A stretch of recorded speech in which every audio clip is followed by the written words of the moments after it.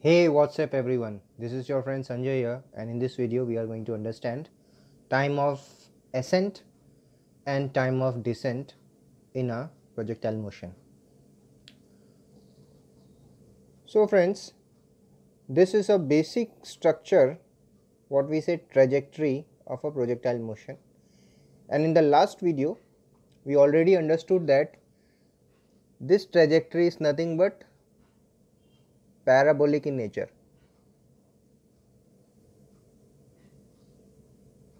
It's a parabola, and we also understood that this curve is represented by an equation which is exactly same as that of equation of a parabola. So in this video we are going to see what is the time of ascent and time of descent. Time of ascent in the sense the time required by the particle to move from this point to the highest point. So that is your time of ascent. So I write it as TA, and the remaining part, time required by the particle to move from highest point to the lowest point, again that is TD, which is time of descent. Okay, so first we will try to consider what is the time of ascent. Already explained that the velocity in which the body is projected is splitted in two components, horizontal component, vertical component. Because we are talking about this point, highest point, we will only consider the vertical motion. So in vertical motion,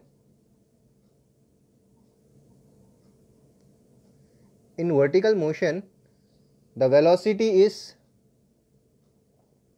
initial velocity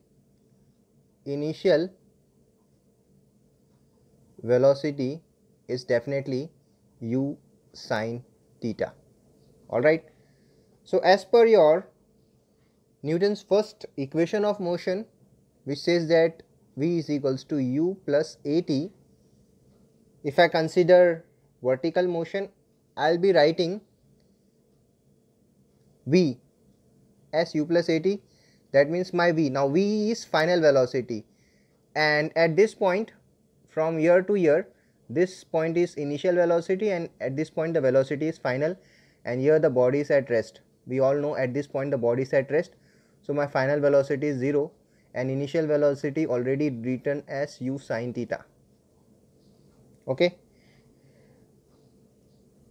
and because the body is moving in upward direction, we are only considering the vertical motion. The acceleration is nothing but minus of g, because the body is moving in upward direction, and t becomes Ta, which is time of ascent.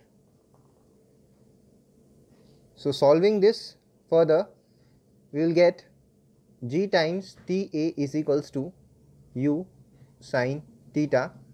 Further, Ta is equals to u sine theta divided by g. So this is your time of ascent. Time of ascent. Ta equals to u sine theta upon g. Now to get the value of time of descent, why not to find the total time from here till the body again reaches the ground. Okay, now this total time is called as time of flight, and this time is denoted by capital T, which is the total time taken for the journey of this projectile motion, and it is denoted by capital T. Now to find the value of this capital T, I will only consider the vertical motion, and by using Newton's second equation of motion, which says that S is equals to ut plus half at square. This is the second equation of motion, and S is your displacement, U is your initial velocity, T is time, and A is acceleration. Now if I am talking about vertical motion, since your body started from ground and it is reaching on the ground, okay, so it started from ground and reaching on the ground, that means your total displacement is 0. So I will write s as 0. Initial velocity is already u sin theta, so u sin theta multiplied by t becomes the time from year to year, and that is capital T, plus half, okay, instead of a I write as g, and instead of t I will write capital T square. Okay, now this g is already negative. I already told you why. Therefore, manipulating this equation, I get half g capital T square is equals to u sin theta times capital T.